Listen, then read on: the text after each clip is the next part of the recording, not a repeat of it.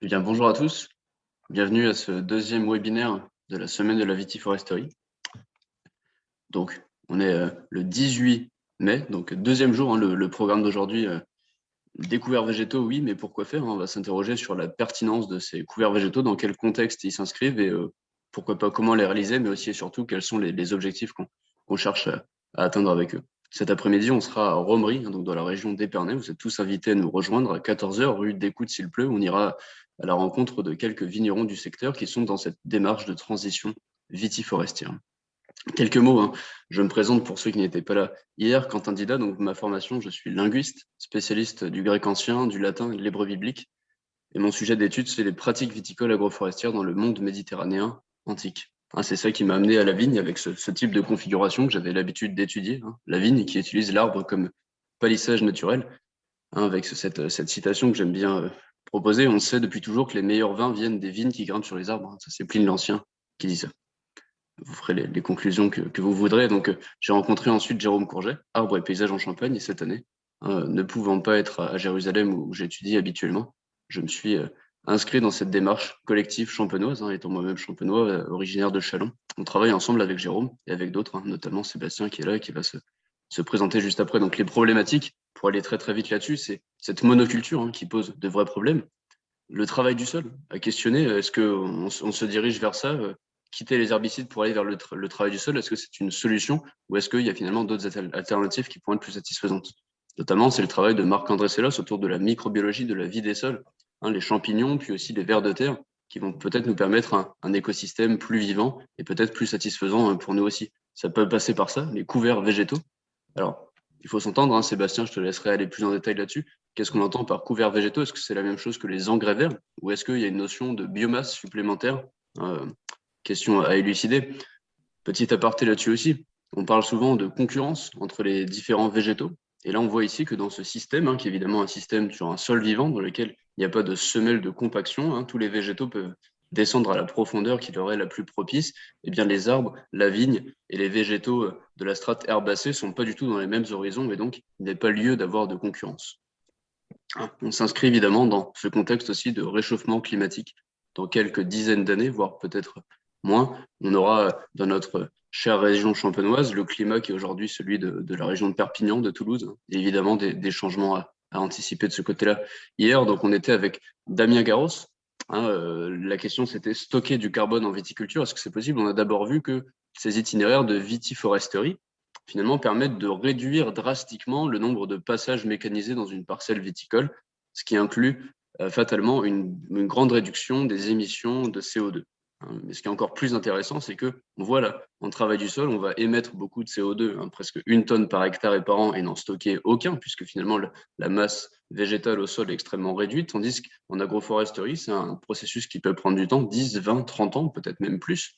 Mais finalement, on va avoir cet objectif qui est quasiment idéal d'une réduction énorme des émissions de CO2, hein, moins 92%, il n'y a quasiment plus aucune émission, et au contraire, on va stocker massivement, de plus en plus massivement, du carbone dans le sol grâce à ces végétaux, grâce à ces couverts végétaux dans un premier temps, puis grâce à des arbustes, des arbres, des haies qui vont apparaître dans nos parcelles. Donc voilà, on a déjà un objectif fixé pour la Champagne 2025, zéro herbicide. La question c'est, est-ce qu'on va rajouter un nouvel objectif, zéro travail du sol, en tout cas réduire le travail du sol, zéro émission, et peut-être même du coup stocker du carbone, c'est ce qu'on a vu hier avec Damien Garros, qui est parfaitement envisageable. Aujourd'hui, la question c'est des couverts végétaux, d'accord? Pourquoi faire? Hein, c'est cette première étape de la transition vitiforestière. Comment on s'y prend? Quel est l'objectif derrière? Et on a pour ça de superbes intervenants, ils sont très nombreux aujourd'hui. Inédits dans cette semaine, Sébastien Manteau, Xavier Murvan, Thomas Lopez, Maxime Como et Réal Elou, qui nous parleront de ce sujet. Alors, je passe tout de suite la main à Sébastien. Tu peux commencer à te présenter pendant que je mets en place le nouveau diapositif. Tac. Tes objectifs, bonjour à tous déjà. Quentin, les objectifs là que tu nous listes vont faire partir des gens, je pense, mais bon, c'est ambitieux. Zéro travail du sol et zéro herbicide, zéro travail du sol, zéro émission. Ça va être compliqué pour beaucoup, à mon avis. Donc moi, je vais débuter ce webinaire en réalisant en fait une introduction sur le sujet pour expliquer Donc, pourquoi des couverts végétaux et moi, en grande partie, mon intérêt pour les plantes bioindicatrices qui vont indiquer un peu les fonctionnements du sol. Ah, tu peux passer, Quentin. J'ai pas la main, c'est Quentin qui a la main sur le PowerPoint. Alors, ça va peut-être, on va peut-être avoir des petits lags de temps en temps. Donc pour me présenter, moi je suis pas naturaliste, hein, je suis pragmatique, je suis scientifique à la base, fils de viticulteur près d'Épernay. J'ai un master 2 en œnologie, en pélologie, un doctorat en biochimie végétale sur les interactions entre les plantes et les pathogènes et la vigne et botrytis. J'ai travaillé 11 ans en recherche en œnologie dans une entreprise qui faisait des produits œnologiques. Et puis, je me suis intéressé pendant cette période-là au jardinage en permaculture, parce que dans mon jardin, tout ce que j'avais appris à l'école et à la fac, un petit clin d'œil aux anciens collègues, tout ce que j'avais appris à la fac, en fait, ne fonctionnait pas. Donc, du coup, je me suis beaucoup remis en question et du coup, je suis allé vers l'agroécologie et la permaculture. En parallèle de ça, donc suite à mon départ de cette entreprise d'œnologie, j'ai commencé mon activité qui s'appelle Alternativity et au sein de Synercoop, qui est une coopérative d'entrepreneurs. Et je suis rentré, on a monté avec Jérôme l'association Arbre et Paysage en Champagne et j'en suis secrétaire. Voilà, donc maintenant je fais des formations sur la viticulture alternative, la biodiversité, l'arrêt des désherbants, la vitiforesterie avec un collègue et puis aussi sur le jardinage au naturel. Voilà, ça c'est pour me présenter rapidement. Moi, j'aime bien cette citation-là. Moi aussi, je commence par une citation, Quentin. C'est l'avenir ne sera pas ce qui va nous arriver, mais ce que nous allons faire. Voilà. Et moi, je suis intimement convaincu qu'on a encore une marge de manœuvre et il faut absolument la mettre en place le plus rapidement possible. Alors intuitivement, on sait que les plantes indiquent quelque chose sur notre sol. Les viticulteurs le savent aussi très bien. Ici, c'est 2 photos de 2 parcelles d'un même coteau qui sont à 500 mètres d'écart. Et dans une parcelle, on a un champ de pissenlit, hein, comme on le voit, et c'est tout jaune. Et puis dans l'autre parcelle, on a de la prêle. Donc la prêle, c'est une plante qu'on va retrouver dans les zones humides en bord de ruisseau. Donc on sait que tout le monde sait en fait qu'intuitivement, ces plantes-là, elles vont nous indiquer quelque chose de notre sol. Voilà, alors on a eu un glissement sémantique ces dernières années. On est passé de mauvaises herbes à adventices, puis à plantes bioindicatrices. Donc avec les définitions de la FPP, qui était l'Association française de protection des plantes, qui n'était pas réellement une association de protection des plantes, mais donc on avait ces définitions-là qui étaient vraiment de la malherbologie parce qu'on voulait vraiment éviter que les plantes s'installent. Et maintenant, on est passé de ces termes-là à plantes bioindicatrices. Alors, j'aime bien mettre une définition de bioindicateur. Alors, d'après le Larousse, sont des espèces vivantes qui, par la présence ou l'absence ou abondance, permettent d'apprécier un degré de pollution de l'air ou de l'eau. Et moi, je trouve qu'elle n'est pas adaptée, cette définition-là, et je préfère de loin celle de Wikipédia, qui parle comme bioindicateur de quelque chose de constitué par une espèce fongique ou animale ou un groupe d'espèces, groupe éco-sociologique, ça c'est beaucoup plus intéressant, et dont la présence renseigne sur certaines caractéristiques écologiques, physico-chimiques, pédologiques, etc., biologiques, fonctionnelles de l'environnement ou sur l'incidence de certaines pratiques. Voilà. Pour moi, ça c'est beaucoup plus complet que la précédente. Voilà, donc la personne qui a travaillé longtemps, qui travaille depuis 40 ans sur cet aspect-là, des plantes bioindicatrices, c'est Gérard Ducerf, qui est ce monsieur-là, qui est à la base, quand on discute avec lui, et je lui ai posé la question, il me dit « Ah non, moi je suis un paysan ». Donc là, à la base, c'est un paysan amateur de plantes, botaniste de terrain. Donc on le voit depuis 1979, et en fait, il a développé le concept de cette histoire de plante bioindicatrice qui, pour lui, une plante, elle ne pousse pas là par hasard. Et quand on la rencontre dans un endroit particulier, elle a un rôle à jouer à ce moment-là et à cet endroit-là. Voilà. C'est donc dans l'idée dans l'idée de la prêle de tout à l'heure, la prêle, elle pousse dans une zone humide, elle a un rôle à jouer à ce moment-là, à cet endroit-là, très enfin certainement, mais au moins elle est adaptée à cet endroit-là. Et lui, il a poussé ça, jusqu'à en faire, des encyclopédies. Donc, il y a, alors je sais plus, ça doit être 300 plantes maintenant à peu près qu'il a listées dans ses livres-là sur les plantes bioindicatrices. Il fait 3 volumes. Alors le souci, c'est que ces volumes-là, ne se suivent pas. C'est-à-dire que quand vous voulez avoir, une identité, sur, la famille des géraniums, bah, il va vous falloir les 3 bouquins parce qu'en fait, il a sorti à chaque sortie de livre, en fait, correspond à l'identification qu'il fait de seulement 60 plantes. Il fait 60 ou 80, enfin entre 60 et 90 plantes. Dès qu'il a des caractéristiques de toutes ces plantes-là, hop, il sort un nouveau tome. Voilà, donc ça c'est intéressant.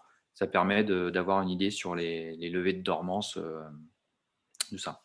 Alors, comme je suis scientifique, moi j'essaie toujours de valider des hypothèses comme ça ou voilà, essayer de vraiment savoir si ce qu'il a pensé depuis 40 ans, c'est vraiment réaliste. Et en fait, on peut assez simplement avec des tests, réalisés, nous-mêmes, on peut faire des petits tests assez simples pour voir si on a une biodiversité, si on a de la vie dans le sol et si les informations qu'on va tirer des plantes, en fait, vont dans le même sens que les tests, en fait. Et donc, assez simplement, je veux bien que tu reviennes, pardon, Quentin. Je veux bien, ouais, voilà. On peut faire assez simplement. Donc, il y a 2 tests qui sont très très simples à faire. C'est le test de tenue à l'eau ou Slake test. Ici, je vous ai mis les liens si vous voulez aller voir les vidéos. Donc, ici, c'est Monsieur Roche qui fait ça et qui met juste 2 modes de terre. Le but, c'est de mettre 2 modes de terre en même temps dans de l'eau. Dans de l'eau. Alors, lui, il prend des grands cylindres remplis d'eau, là, des grands cristallisoires, je ne sais pas trop ce que c'est comme matériel, mais euh, euh, des vases, et tout simplement. Et il met une grille au-dessus et il met 2 modes de terre de 2 parcelles de champs, dont l'une est complètement en labour total et l'autre en conservation de sol, c'est-à-dire sans aucun labour depuis une dizaine d'années. Et on se rend compte que en fait, euh, la biologie du sol va permettre de garder une mode de terre assez compacte et elle va bien résister à l'eau. Et en parallèle de ça, on peut faire un test d'infiltration du sol, donc qui est assez simple. On prend un cylindre qu'on entasse dans le sol et puis on va le remplir d'eau, d'un volume qu'on connaît d'eau, et donc on connaît la diamètre du sol. Donc on va déterminer comme ça une vitesse d'infiltration de l'eau dans le sol. C'est assez simple à faire et en sol vivant, on arrive à ce qui est raconté en permaculture, c'est-à-dire qu'on arrive à 40 litres mètre carré par minute d'infiltration. Voilà, alors il y a 2 autres indicateurs de biodiversité et de vie du sol qui sont un petit peu connus. Il y a le T-Bag Index. Alors, T-Bag Index, c'est surtout quelque chose qui est connu dans le monde anglo-saxon, c'est de la science participative. Chacun peut rentrer après sur des sites internet les mesures qu'il va faire. Alors, ça se fait avec des sachets de thé Lipton exclusivement. Donc, c'est assez rigolo, c'est assez intéressant. Moi, j'ai pas encore trop bien saisi parce qu'ils font 2 tests, un avec du thé et l'autre avec du rooibos. Et donc, il y aurait une différence entre les deux. Je n'ai pas encore très très bien saisi la nuance. Et moi, je préfère de loin donc le test qu'on fait avec l'association Arbre et Paysage Champagne et puis la FDSEA avec Léa Thomas, qui est, euh, qui est une animation un petit peu amusante qui s'appelle Enterre ton slip, un événement qu'on essaye de faire tous les ans. L'année dernière, on a été un petit peu coincé avec ça, mais à cause du Covid, évidemment. Et en fait, voilà, l'idée, c'est qu'avec un simple slip, on arrive à avoir une idée de cette biodiversité. Tu passes à la suivante. Et alors, c'est. Non, l'autre d'avant. Voilà. Et en fait, c'est plus sérieux que ça en a l'air parce qu'avec un simple slip en coton, on arrive à avoir une idée de la biodiversité d'un sol. Alors, c'est rigolo parce que ça fait parler, ça fait du buzz et tout ça. Donc, après, on en parle dans les médias. Mais c'est quand même plus sérieux que ça en a l'air. Et puis, ça permet aussi de faire une évolution, de faire un suivi évolutif très simple pour un viticulteur. Vous voyez, selon les endroits où on va enterrer ce slip-là, alors c'est enterré, on le met tous en même temps, on enterre tous le slip en même temps au mois de mai, à la même profondeur et on va tous le ressortir en même temps. Et l'idée après, c'est d'observer visuellement et voir de faire une pesée pour avoir voilà, une idée un petit peu de la biodiversité d'un sol. Et selon les endroits, on va se rendre compte que le slip va être plus ou moins dégradé. Donc ici, vous voyez le slip qui est le plus dégradé, c'est le slip que j'avais mis pas dans une vigne, mais dans mon jardin qui est en permaculture depuis 7-8 ans. Et les deux autres sur le côté, c'était ceux d'une vigne. Donc ça, c'était en 2019. Et en 2020, je l'ai refait avec un slip dans une vigne. Et on le voit, donc c'est le slip qui est vraiment celui du milieu. Et on voit qu'en un an, en fait, on a eu une évolution de cette biodiversité dans le sol, simplement avec une observation visuelle. On n'était pas dans les mêmes conditions, mais au niveau climatique, on était quand même dans un niveau de sécheresse qui était quand même assez similaire. Et pourtant, on a quand même eu cette évolution de biodiversité dans le sol de la parcelle. Voilà, alors, est-ce que c'est important pour les arômes des vins? Moi, je ne perds pas ça en ligne de mire. Alors, depuis le mois de juin de l'année dernière, les scientifiques disent que oui. C'est une équipe italienne qui a fait ça sur du Chianti. C'est une étude assez trapue et qui a combiné de la génomique, d'analyse euh, sensorielle aussi du vin, la vinification, etc. Je veux bien que tu passes sur l'autre slide, Quentin, s'il te plaît. Et voilà, donc c'est ce type d'analyse-là. Et c'est donc le travail de cette équipe-là. Et en finalité de ça, ils ont mis tout au bout de la chaîne un jury non expert. Ça, c'est ultra important d'avoir ça en tête. C'est que okay. C'est un jury non expert qui a dégusté les vins et qui a préféré les vins qui étaient issus des endroits de la parcelle où il y avait plus de biodiversité. Voilà. Donc ça montre que ça a un impact important sur la qualité de nos vins. Que nous disent les plantes de nos sols de vigne?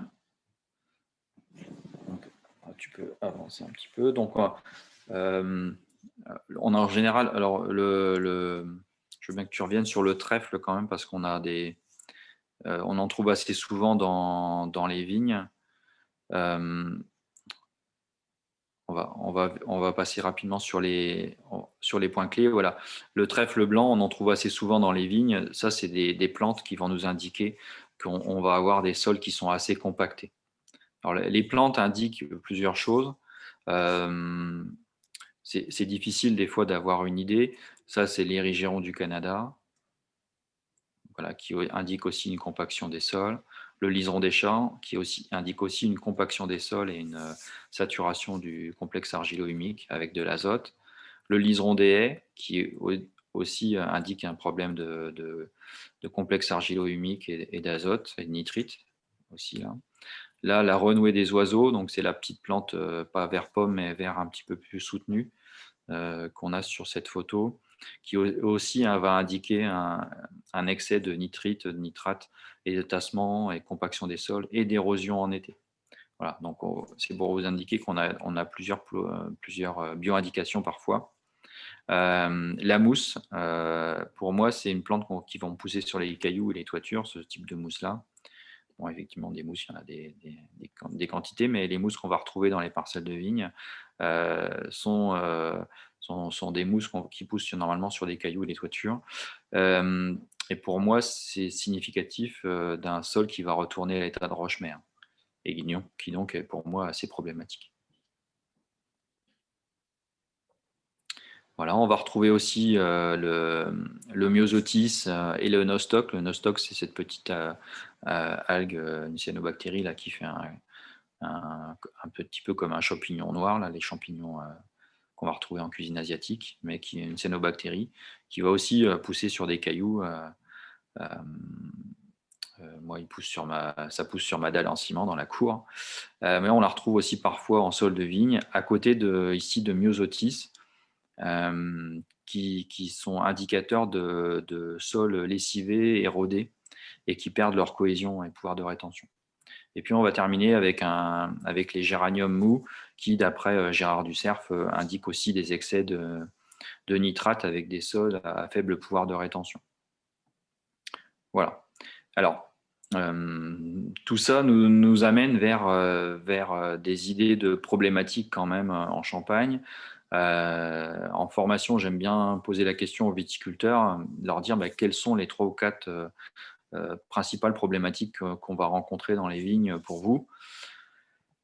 Et donc, celle-ci n'arrive pas assez souvent pour les viticulteurs, mais pour moi, elle est très importante. Surtout quand je remets ma casquette, mon ancienne casquette de phytopathologiste, c'est que on a, moi, je trouve de plus en plus à faire en viticulture et notamment en Champagne. J'ai souvenir d'une vidéo qu'avait fait Alexandra Bonomelli du CIVC sur le sujet, sur la flavescence dorée. Et ici, on retrouve la Chambre d'agriculture aussi qui fait des vidéos, des webinaires sur ces thématiques-là de flavescence dorée et de bois noir. Et donc, ça reste plus ou moins localisé pour le moment, mais pour moi, c'est vraiment extrêmement préoccupant voilà, pour la suite. Et je vois de plus en plus de vignes en souffrance, qui ne sont pas, ces vignes-là ne sont pas en souffrance parce que y a des arbres ou parce que il y a trop d'herbes ou parce que il y a trop de, ou alors on laboure le sol. Elles sont en souffrance parce que elles sont en souffrance quoi, réellement. On va trouver des vignes en souffrance à la fois sur des sols qui sont désherbés en totalité, à la fois sur des sols qui sont enherbés en totalité, ou alors à la fois sur des sols qui sont travaillés. Il n'y aura pas de jaloux. Et donc dans ces problématiques-là, je vais citer Ivan Kapovies, qui est chercheur à l'INRAE et qui est venu dans notre action Mets-toi au vert avec Arbres et Paysages en Champagne. Et quand on discute avec lui, donc il est venu compter les vers de terre qu'on avait dans nos parcelles de vignes, avec cette superbe animation à événement-là. Et quand on discute avec lui, lui qui est de l'INRAE d'Avignon, il dit la problématique majeure du vignoble du Sud, c'est la matière organique. Et la problématique de la viticulture en Champagne, c'est visiblement la compaction des sols. Voilà. Et quand on se promène dans les parcelles et qu'on tombe sur un pied de vigne qui a été arraché. Ici, c'est un pied de vigne que j'ai trouvé au bord d'un chemin à Mancy. On a très souvent des faciès qui sont de ce type, c'est-à-dire un pied qui initialement avait les racines tout au bout vraiment au bout de la tige, donc c'est la racine du bas qui étaient les racines primaires, qui ne se sont pas développées. Et du coup, le cep a préféré développer un racinaire presque à l'horizontale, à 15 cm en dessous du sol. Voilà. Donc ça, c'est une grosse problématique pour moi. Et la seconde problématique, ça va être l'érosion des parcelles. Ici, on le voit également avec un racinaire qui a tendance à partir aussi à l'horizontale. Et là, on va perdre énormément de sol dans les parcelles, notamment. On le voit d'autant plus que les parcelles sont travaillées mécaniquement et sont en pente. Voilà, et donc moi je me pose la grosse question de savoir qu'est-ce qu'un écosystème vigne. Est-ce ça serait pas plus judicieux d'essayer de remettre ça en place? Aussi, pour parler, pour moi, écosystème, on va retrouver les insectes, les plantes et les choses comme ça, mais aussi le sol avec les champignons, les bactéries et tous les insectes et les micro-organismes du sol et les vers de terre. Et donc, du coup, voilà, je me demande si les couverts végétaux ne sont pas quelque chose de très intéressant et qui pourrait nous aider à aller dans cette démarche-là d'écosystème vie. Alors, si je te pose déjà une petite question, Sébastien, qu'est-ce qu'un couvert végétal?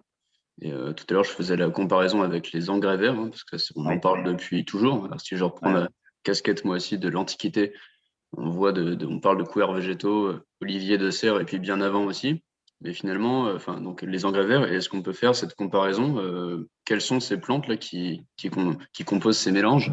Qu'est-ce qui change quand on choisit exclusivement des légumineuses ou d'autres choses? Donc voilà, est-ce que tu peux nous clarifier tout ça?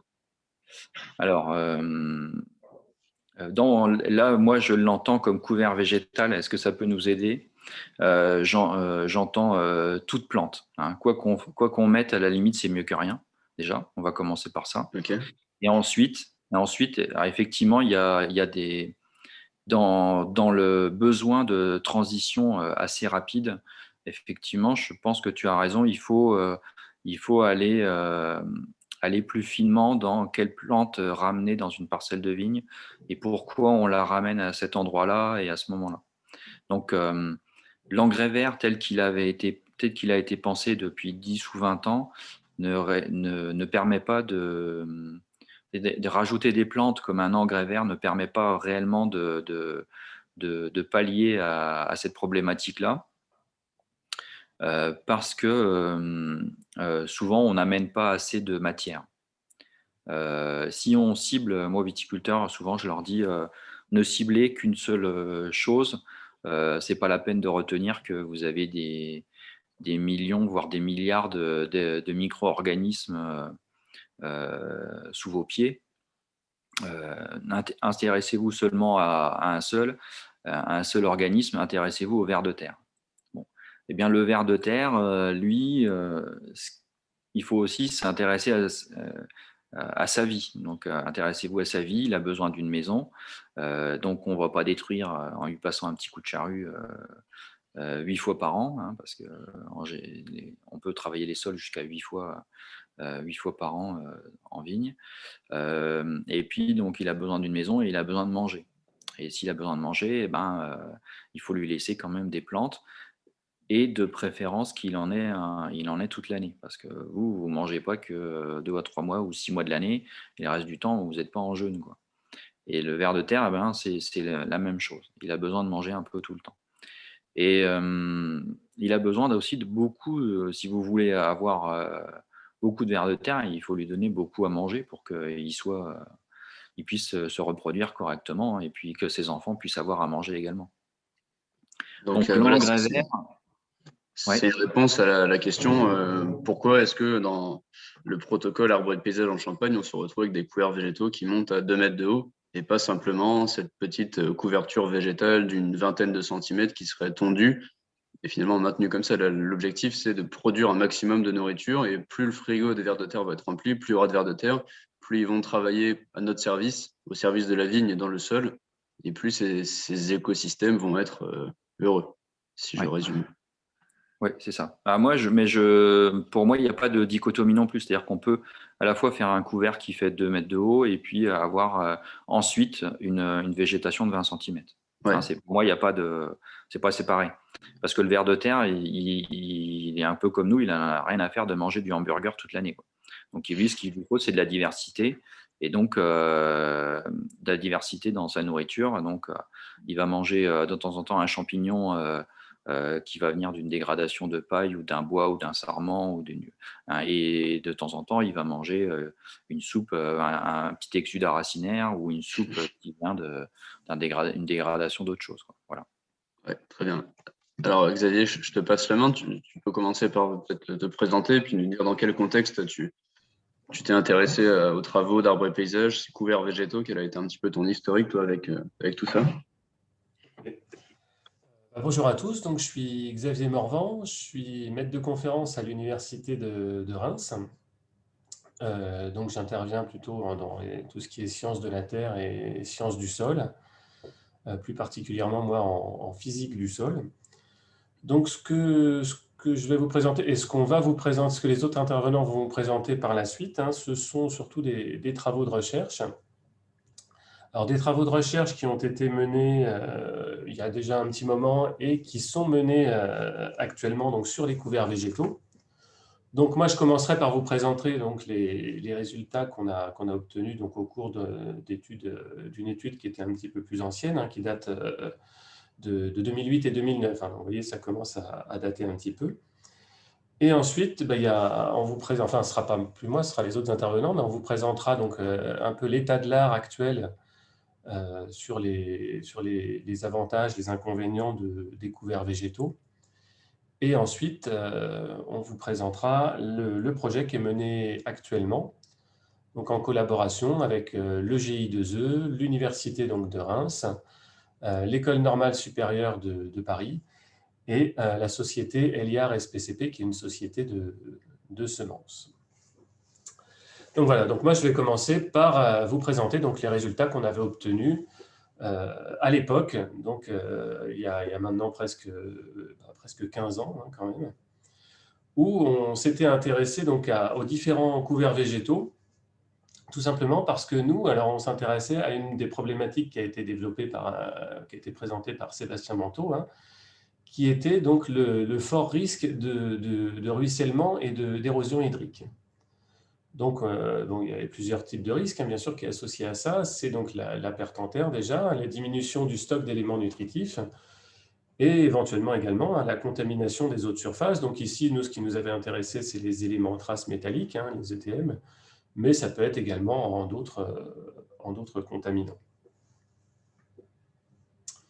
L'objectif qu'on s'était fixé donc, au cours de cette étude, c'était d'étudier donc les différents couverts, les différentes pratiques agricoles qui étaient les plus souvent utilisées donc, à l'époque, qui était donc surtout la pratique de l'enherbement, et on avait voulu voir donc l'influence de la densité d'enherbement et des autres couverts dans l'interrang de la vigne.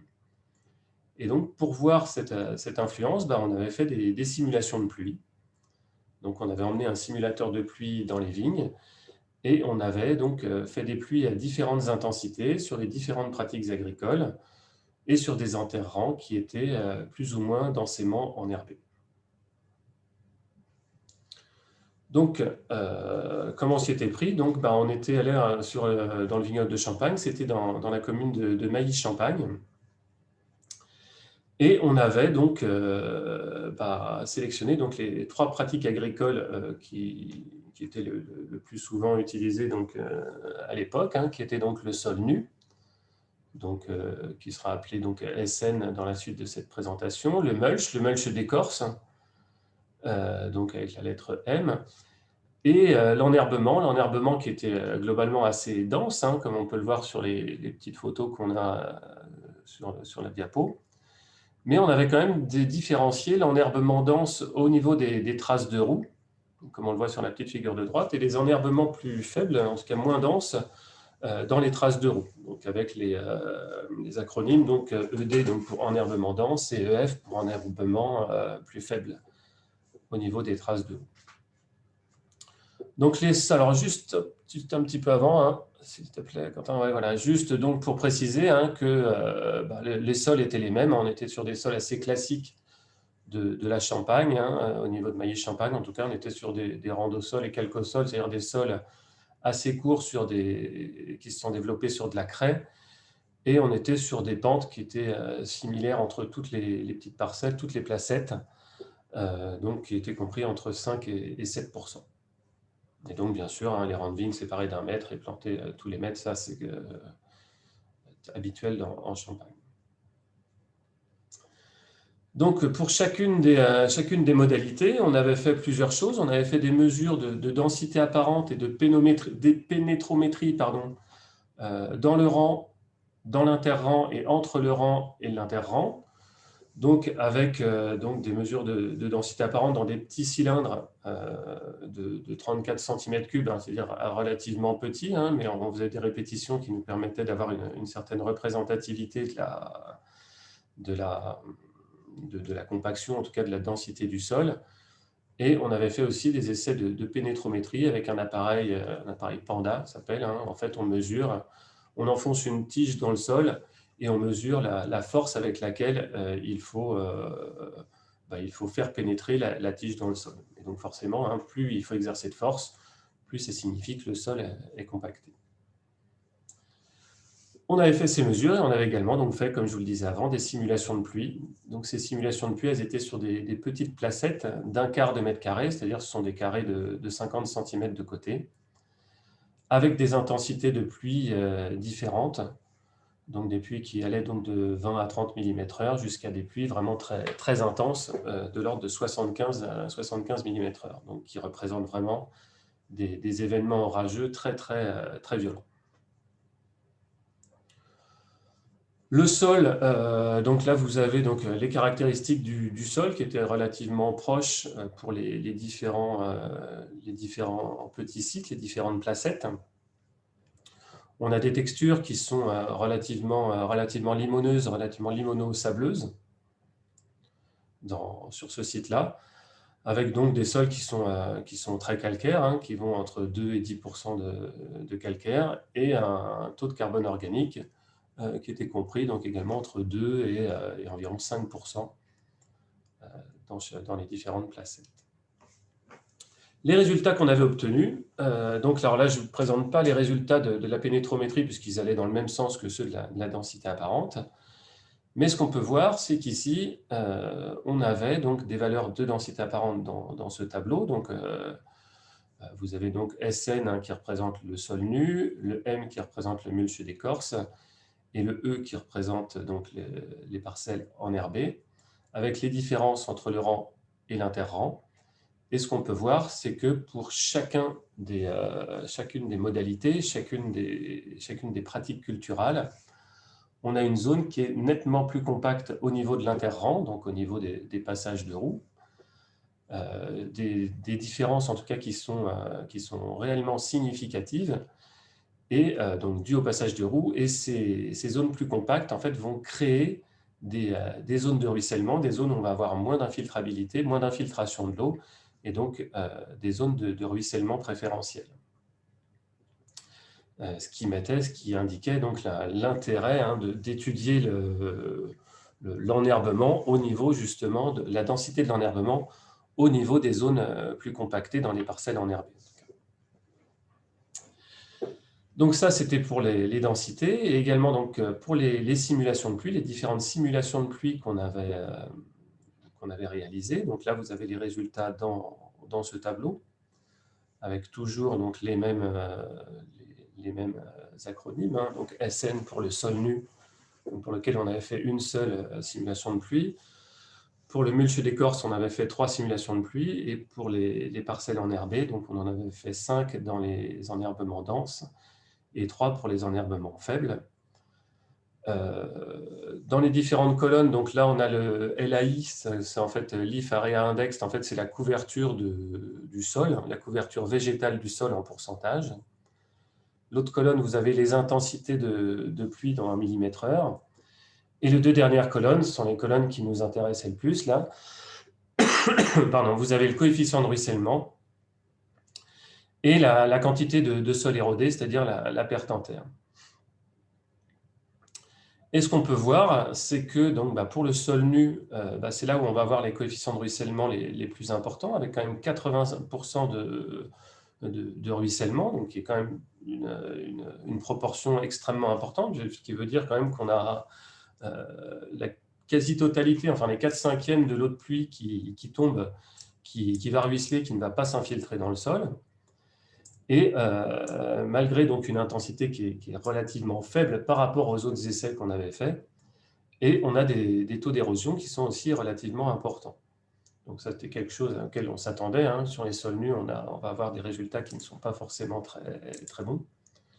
Sur le mulch d'écorce, on voyait qu'on avait des résultats qui étaient assez homogènes sur les trois expérimentations qu'on avait faites, avec des coefficients de ruissellement qui étaient relativement faibles et des taux d'érosion qui étaient également assez faibles. Concernant, juste avant encore pour l'enherbement maintenant, concernant l'enherbement, donc on voyait qu'on avait donc une couverture végétale qui était relativement importante, hein, même si c'était dans certains cas, on avait une densité qui était un petit peu plus faible au niveau de la trace de roue, mais on remarquait en tout cas qu'on avait des résultats qui étaient très hétérogènes, donc pour le coefficient de ruissellement et pour l'érosion, qui étaient vraiment en lien justement avec cette densité d'enherbement au niveau du passage de roue, puisqu'on voit bien la différence là au niveau des résultats entre les lignes vert plus soutenu, enfin un petit peu soutenu et vert pâle. Les verts pâles, on donne des résultats qui sont quand même nettement plus forts que les verts foncés, ce qui signifie qu'on a plus de ruissellement et plus de sol érodé quand on a un enherbement qui est relativement moins dense, en tout cas au niveau des traces de roue. Merci. Donc, alors, on a cherché à expliquer donc, la variabilité de ces coefficients de ruissellement, donc, en allant voir donc, ce qui avait été fait dans d'autres études. Dans d'autres études, on expliquait, là, excusez-moi, je coupe le téléphone, pardon. Dans d'autres études, ces différences de coefficients de ruissellement, elles étaient expliquées donc, par des différences d'intensité de pluie, de teneur en eau ou de teneur en argile, avec notamment de l'observation de fentes de dessiccation.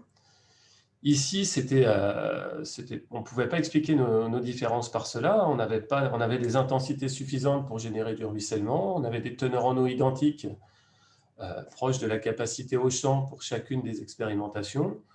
Et on n'avait pas vu de fente de dessiccation dans les placettes. Ça pouvait également être dû à des créations donc, de flux préférentiels dans les traces de roue, donc notamment dans les zones compactées. Ça, c'était quelque chose qui avait été observé donc, par Amélie Kikerez en 2008. Mais alors là, bon, l'ordre est un peu changé, mais en fait, on a vu donc, auparavant, quand on avait fait les mesures de compaction, que les zones compactées, elles étaient observées dans toutes les placettes. Donc, vu qu'on avait des zones compactées partout, on ne pouvait pas expliquer la différence de ruissellement par l'absence ou présence de zones compactées, parce qu'on en avait partout.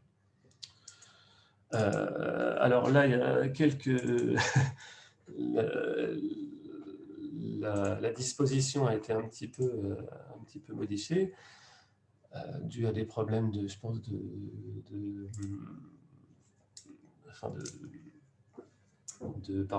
Alors, dis-nous, tu veux que je passe à la suite ou tout est là quand même? Non. Là, on va voir, hein, donc je vais le dire oralement. Donc, ça peut être également expliqué par des pratiques culturales différentes, mais en fait, là, on était au niveau des zones enherbées dans une même parcelle agricole, donc avec une seule pratique agricole. Donc, on ne pouvait pas expliquer ces différences par des pratiques agricoles différentes. Non, nous, ce qui nous permettait d'expliquer ces résultats, en tout cas partiellement, c'était vraiment l'enherbement au niveau des traces de roue qui permettait d'expliquer les différences qu'on avait vues au niveau des zones enherbées. Et donc, pour conclure, donc, sur cette étude qu'on avait menée donc, il y a quand même un peu plus de 10 ans, donc, on avait vu donc, au niveau de l'occupation des sols dans l'interrang des vignes, que quand on avait des sols nus, on avait les ruissellements, les taux de ruissellement et les taux d'érosion les plus forts. Que quand on avait un mulch d'écorce, on avait un résultat homogène, mais avec un faible coefficient de ruissellement et peu d'érosion. Et que quand on avait de l'enherbement, donc de l'enherbement localisé dans l'interrang, pas sur toute la parcelle, on avait des résultats hétérogènes. Et ces résultats en fait hétérogènes, ils pouvaient être expliqués justement par la densité d'enherbement au niveau des zones compactées et des traces de roue. Donc voilà, ça c'était les résultats qu'on avait menés, donc, il y a quelques années, qui étaient assez encourageants, hein, qui donnaient des résultats qui étaient assez sympathiques. Et donc c'est pour cette raison hein, qu'on a souhaité continuer à travailler donc, sur cette thématique.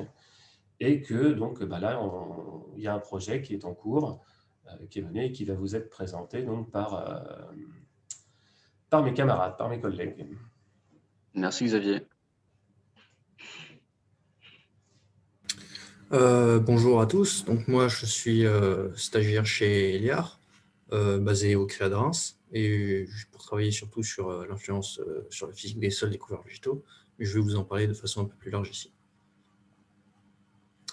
Donc pour resituer le contexte, en France en 2010, il y avait 49% des vignobles qui utilisaient des couverts végétaux, malgré des grandes disparités dans les régions. Par exemple en Alsace et à Bordeaux, on était plus sur 85% qui utilisaient des couverts végétaux, alors qu'en Champagne, dans le Languedoc et en Provence, c'était plutôt 30%. Ces couverts végétaux, ils peuvent apporter de nombreux services, malheureusement aussi des inconvénients, qui peuvent être divisés en deux grands groupes. Premier groupe, les services et inconvénients rendus par le couvert végétaux vignoble, comme par exemple des services de support comme l'amélioration du stockage d'eau du sol ou des services de régulation comme le microclimat qui permet d'éviter les gelées. La deuxième catégorie de services et d'inconvénients, c'est ceux qui sont rendus par le couvert végétaux à partir du vignoble. Donc, par exemple, des services d'approvisionnement comme avoir une meilleure qualité de raisin, ou malheureusement aussi des inconvénients comme une réduction du rendement.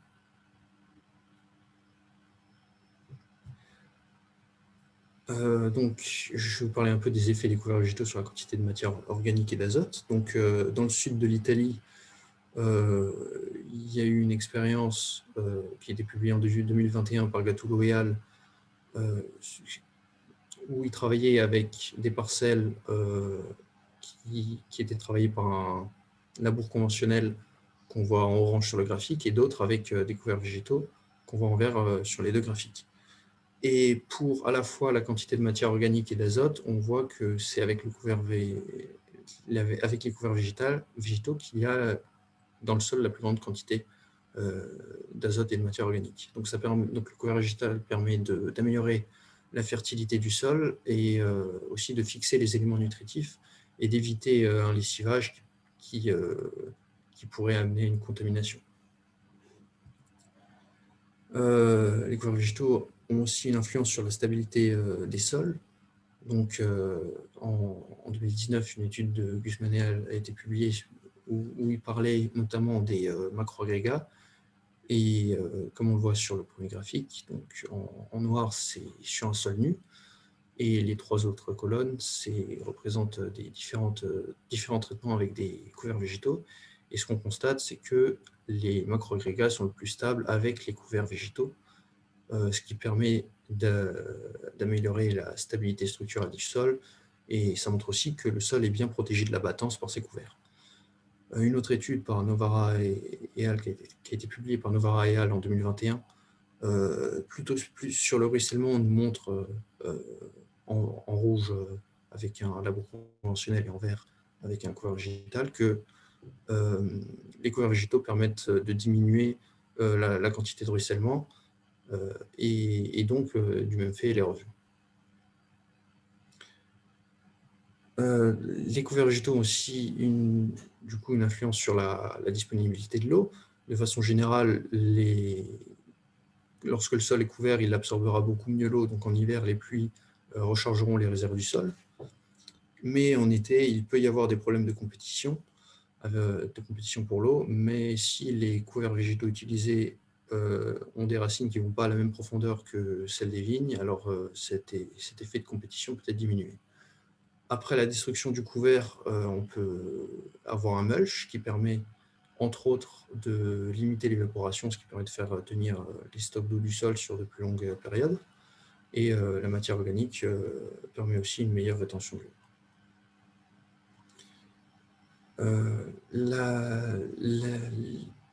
La biomasse microbienne est aussi concernée par les couverts végétaux, puisque comme l'a montré dans l'étude de Gattuso et al. Qu'on a déjà vu auparavant, il avait aussi analysé ça, et il avait observé que les couverts végétaux avaient systématiquement plus de biomasse microbienne que les sols travaillés avec un labour conventionnel. Et dans une étude de Ramos Zapata, qui a été publiée en 2012, sur la diversité des espèces de mycorhizes, on voit dans le deuxième graphique la première colonne avec un traitement à l'herbicide, la deuxième colonne avec un couvert végétal de pois. Les colonnes en gris foncé, c'est des mulches, et les colonnes blanches, c'est différents traitements sans couverts végétaux. Et ce qu'on voit, c'est que là où il y a le plus d'espèces de mycorhizes, c'est avec le couvert végétal. Donc, l'augmentation de la biomasse microbienne et de la diversité microbienne, ça permet aussi d'avoir un meilleur état sanitaire des sols, puisque les micro-organismes auront tendance à dégrader les polluants qui pourraient s'y trouver. Donc bien sûr, les couverts végétaux peuvent aussi abriter toute une diversité biologique qui peut s'avérer très utile, notamment des organismes ingénieurs et auxiliaires ou des décomposeurs qui permettront de rendre la matière organique disponible à l'utilisation des plantes. Les organismes ingénieurs comme les vers de terre, par exemple, pourront aussi améliorer grandement la structure du sol, et les auxiliaires comme les prédateurs pourront lutter contre les parasites par la prédation, justement.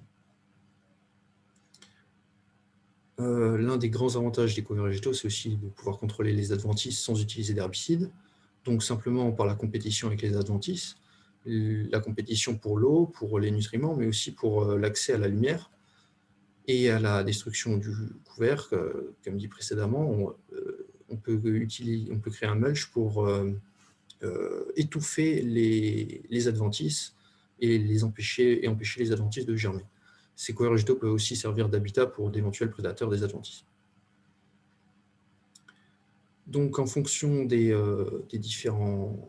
besoins d'une parcelle, on peut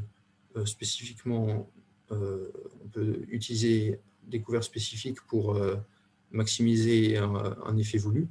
Donc, si on veut piéger des éléments en surface ou améliorer la disponibilité des éléments nutritifs, on peut utiliser des mélanges de légumineuses ou des mélanges de graminées et de moutarde. Si on veut plutôt travailler sur la structure du sol, on peut utiliser des graminées et des crucifères, puisqu'ils ont des tailles de racines différentes qui permettra de fissurer le sol à différentes profondeurs. Pour améliorer la fertilité du sol, il faudra utiliser des espèces avec un rapport carbone-azote adéquat en fonction des besoins. Et pour lutter contre les adventices, il faudra plutôt utiliser des couverts végétaux, enfin des espèces qui se développeront rapidement et qui seront assez denses pour pouvoir étouffer les adventices, donc comme le seigle, le sarrasin ou l'avoine. Et enfin, si le but est d'abriter de la biodiversité ou de la faune, il faudra utiliser des couverts dont les espèces pourront s'en nourrir et qui pourront aussi servir d'habitat, comme la moutarde, la févérole ou le tournesol. Voilà, c'est tout pour moi. Merci de m'avoir écouté. Merci Thomas. Merci.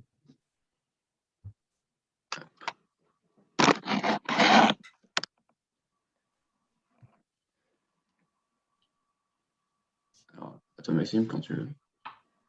Oui, je vais continuer. Donc, je suis Maxime Gomo. Je suis comme Xavier Morvan, maître de conférence en sciences de la Terre à l'Université de Reims, et je m'intéresse plus spécifiquement et de façon assez récente à la microbiologie dans l'environnement et dans les sols.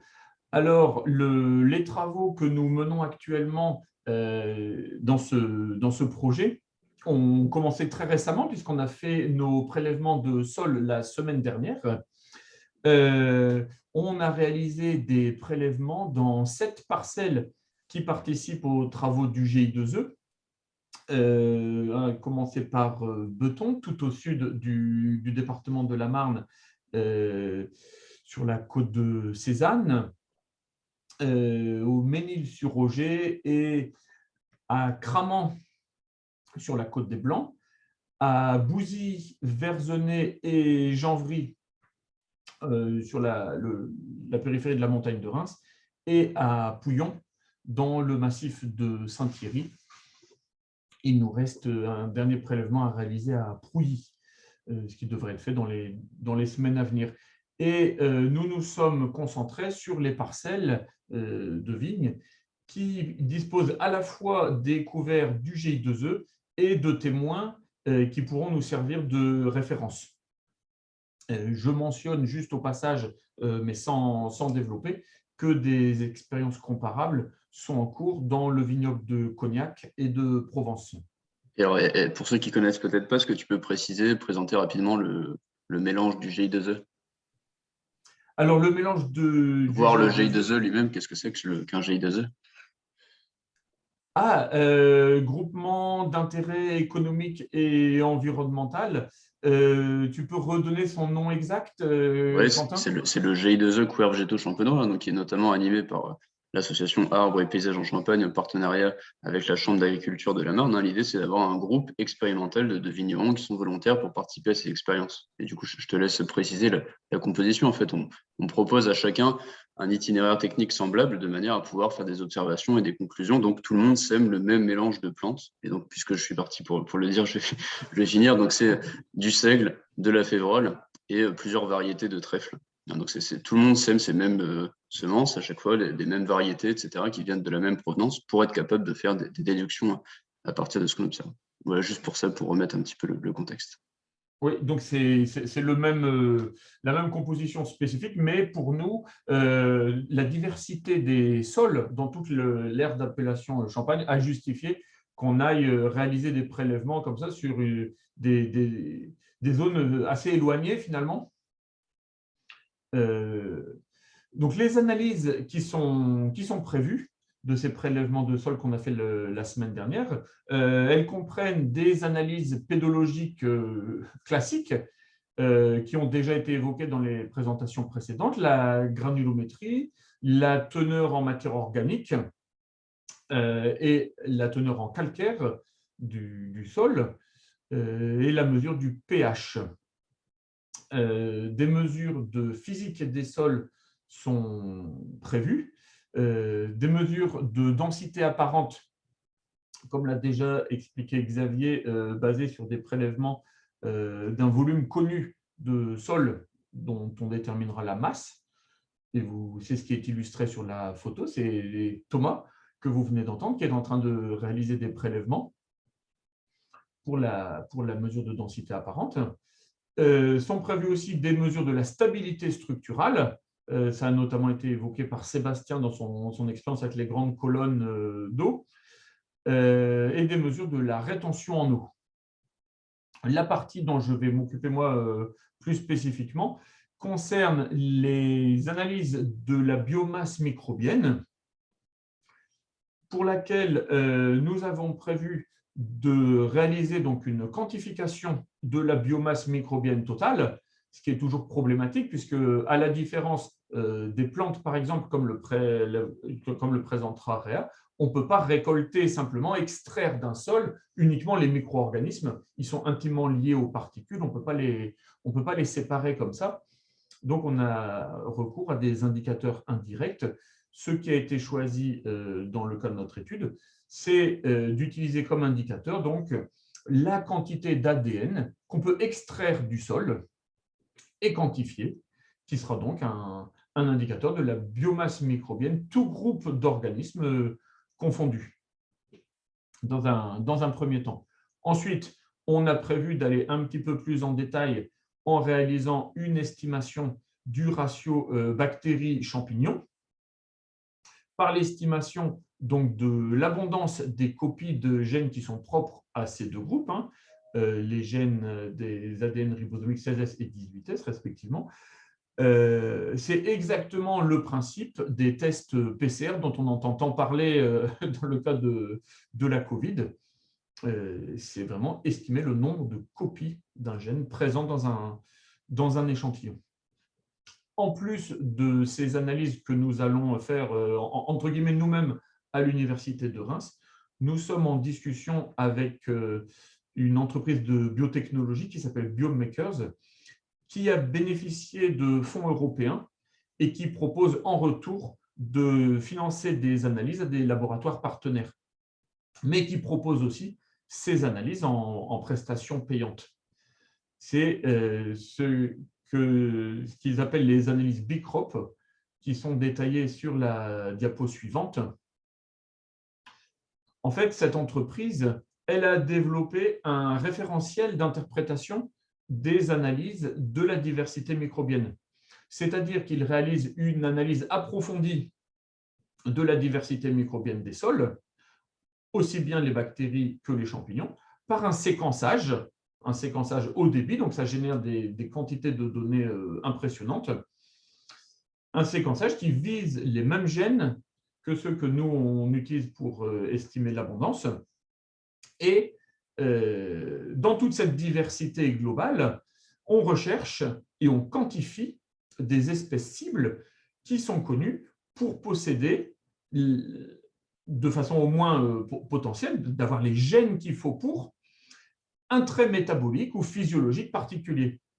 Je vais prendre un exemple volontairement un peu barbare. Dans cet inventaire détaillé des espèces présentes, la présence d'organismes possédant par exemple une activité 1-aminocyclopropane 1-carboxylate désaminase, eh ben, ça peut constituer un indicateur d'une aptitude à résister contre la sécheresse.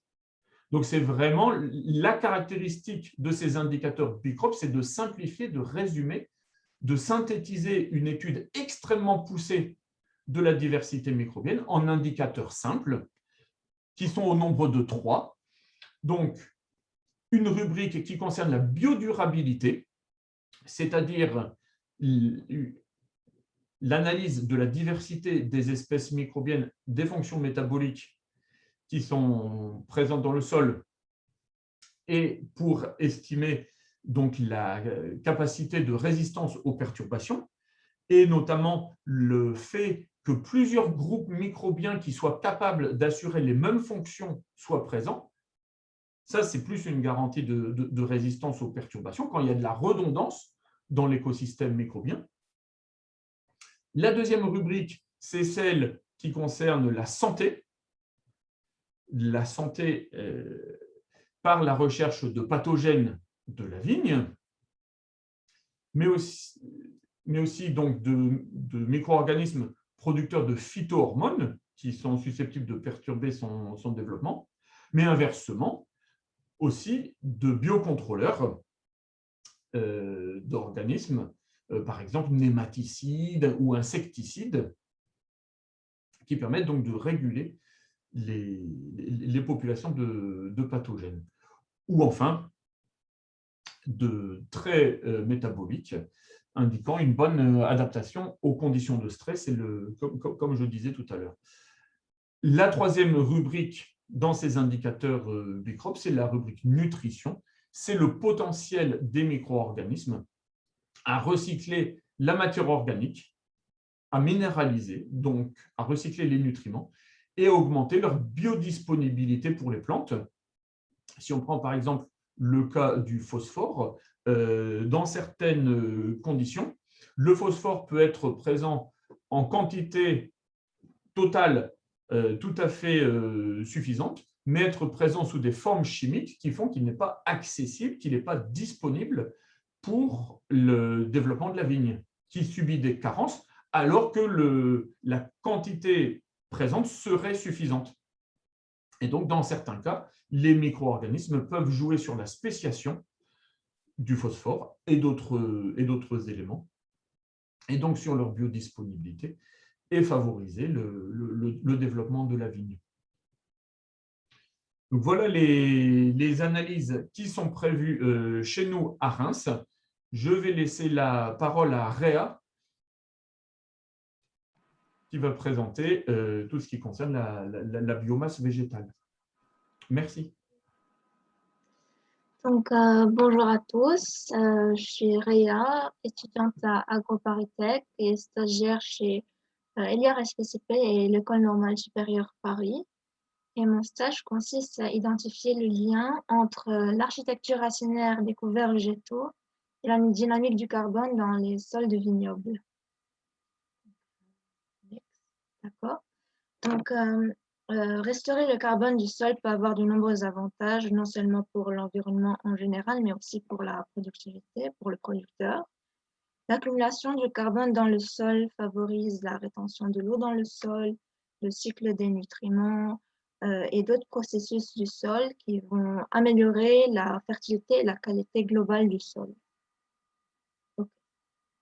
Donc, les couverts végétaux sont connus pour améliorer la structure du sol, protéger de l'érosion, des adventices et promouvoir les populations d'auxiliaires. Et ce sont des sources de matière organique fraîche. Maintenant, il y a un accord général sur le fait que les couverts végétaux peuvent stocker le carbone, mais l'ampleur de leur impact reste débattue. Et donc, à ce jour, la plupart des recherches sur les caractéristiques des plantes se sont focalisées sur les parties aériennes. donc les tiges, les feuilles. Mais de nouvelles preuves indiquent que les racines jouent un rôle majeur dans les services écosystémiques. Donc, une compréhension mécaniste du lien entre les caractéristiques des racines et les services écosystémiques permettrait de mieux concevoir des mélanges de couverts végétaux pour avoir plus de carbone dans le sol. OK.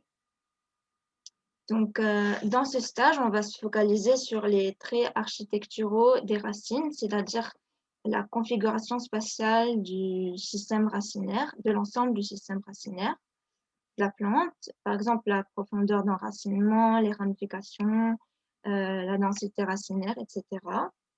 Et on va voir aussi les traits morphologiques, donc ça veut dire les traits qui se rapportent à une seule racine. Alors, on va comparer l'architecture de couverts végétaux différents. En Champagne, ce sera la févrole, le seigle et le trèfle, donc trèfle rabouteux et trèfle blanc. Et on va voir ça dans 3 régions aux conditions pédoclimatiques différentes, Nîmes, Cognac et Champagne. Et donc, on va utiliser la méthode Surveillomix, puis on va faire du marquage isotopique. OK. Donc, la méthode Surveillomix, ça consiste à mesurer les caractéristiques architecturaux du système racinaire, comme le nombre de racines, leur longueur, l'angle qu'elles forment avec la verticale. Donc, pour faire ça, on va déterrer les plantes du champ avec une pelle ou un outil adapté. On va les laver. OK, next. OK. D'accord. Puis, on va photographier les racines contre un fond d'écran noir pour les traiter avec un logiciel qui s'appelle REST, Root Estimator for Surveillomix Trait. D'accord. Et ça, la deuxième partie du stage qui commence aujourd'hui, en fait, elle va être de quantifier la quantité totale de carbone stocké dans les couverts végétaux. Donc, le carbone présent dans les racines, les parties aériennes et la rhizodéposition qui se trouve dans le sol de la rhizosphère, le sol qui est attaché aux racines. Donc, cette étape, elle sera faite dans des conditions contrôlées à la station de recherche CEREP Écotron Île-de-France à Nemours-Saint-Pierre. On fera pousser les mêmes couverts végétaux qui sont utilisés sur le terrain. Puis, on va utiliser du marquage isotopique multipôle. Ça veut dire qu'on va exposer ces plantes depuis le stade de graine à une atmosphère enrichie en dioxyde de carbone marqué au carbone 13, donc on peut tracer. Et donc, après 1 mois et demi, 2 mois, les plantes seront déterrées et séchées et des échantillons de feuilles, de tiges et de sol seront écrasés et on va déterminer leur concentration en carbone 13 avec une machine analyseur d'isotope Picaro. Et comme ça, on va déterminer l'allocation du carbone dans la plante, dans les parties aériennes, la rhizosphère et les racines. Voilà. Merci de votre attention. Merci Réa. Alors, merci à tous. On a pris un tout petit peu plus de temps que prévu. Est-ce qu'il y a quelques questions qui vous sont nées de toutes ces présentations? N'hésitez pas à réactiver votre micro si vous avez une petite question à poser. Bon, aucune question. OK, alors on va conclure donc aujourd'hui ce webinaire qui se termine sur ces couverts végétaux. Je pense que ça pourra, pour résumer quand même, pour répondre à notre question qu'on s'était posée au départ, quel est l'objectif avec ces couverts végétaux? Qu'est-ce qu'on cherche à obtenir? La densité apparente, plus de porosité, une meilleure stabilité du sol, une réserve en eau qui va être accrue aussi dans ces sols grâce à la biomasse racinaire et tous ces services écosystémiques qui vont être rendus, notamment grâce à cette biologie du sol, microbiologie, les champignons, les vers de terre aussi, des sols un petit peu plus grosses qui vont permettre de créer cet écosystème plus favorable. Demain, on continuera, donc mercredi 19 mai, sur les maladies du bois de la vigne et on verra notamment les couverts végétaux et tous ces itinéraires de vitiforesterie qui vont permettre de réduire l'impact de ces maladies du bois dont parlait notamment Sébastien. Et puis jeudi, on terminera avec la question de la contamination, de la pollution dans les sols viticoles. S'il y a une journée à ne surtout pas louper cette semaine et à laquelle être présent physiquement à tout prix, c'est vendredi 21 mai, la fête des couverts végétaux qui aura lieu toute la journée, donc à partir de 8h30 à Janvry, vous retrouvez tout le programme, tous les détails sur la page Facebook Arbres et Paysages en Champagne. Cet après-midi, on sera à Romery, donc comme tous les après-midi cette semaine, un rallye vitiforestier. Donc on ira sur les plus belles parcelles viticoles, en tout cas à notre connaissance, dans chaque secteur. Et cet après-midi, donc on sera dans la région d'Épernay. À Romery, si vous êtes à Épernay, c'est à 15 minutes de route juste à côté. À Reims, 30 minutes. Châlons, 50 minutes. Donc on vous attend très nombreux cet après-midi. Le rendez-vous est à 14 h, la rue Écoute s'il pleut à Romery. Encore une fois, vous trouvez toutes les informations sur la page Facebook Arbres et Paysages en Champagne. Vous rencontrez notamment Aurélien Lurquin, qui s'est distingué à l'occasion du concours Mets-toi au vert, où il a remporté le plus de points de fertilité. Donc vous aurez plus d'informations cet après-midi avec des sols très fertiles et des arbres, un certain nombre de végétaux dans les vignes. Donc voilà. C'est la fin de ce deuxième webinaire. Merci à tous d'avoir participé. Vous retrouverez l'intégralité de ce webinaire en replay sur YouTube et vous pouvez aussi suivre l'actualité, la suite de cette semaine de la vitiforesterie sur la page Facebook Arbres et Paysages en Champagne. Merci à tous et très bonne journée. Il y avait excuse-moi, Quentin, il y avait quelques questions sur le chat. Eh bien, très bien. Ouais. Alors, une question pour avoir accès au support. Alors, pour avoir accès au support, c'est-à-dire au diaporama, eh bien, on va tous le partager.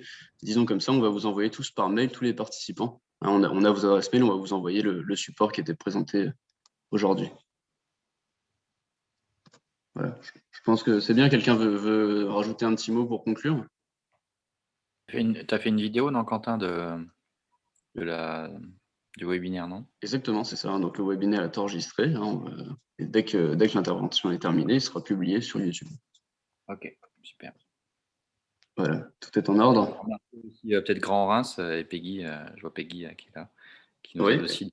Et donc effectivement, le Grand Reims sera particulièrement à l'honneur jeudi et vendredi, puisqu'on sera dans le secteur du Grand Reims avec un rallye vitiforestier à Chamery.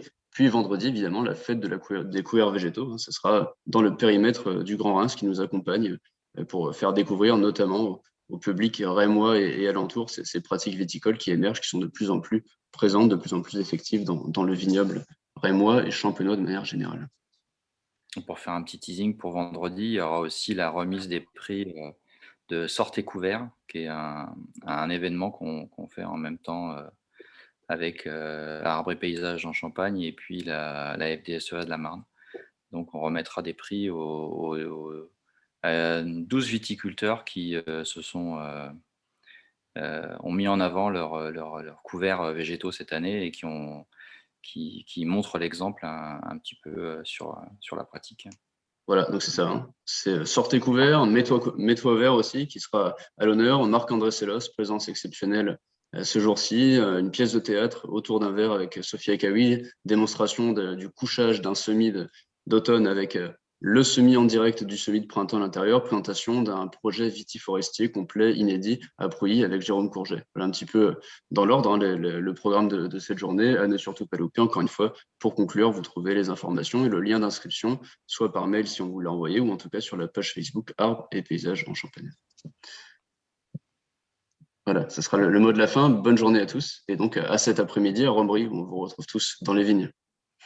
À tout à l'heure. Bonne journée. Merci, Bonne journée. À bientôt. Bonne journée.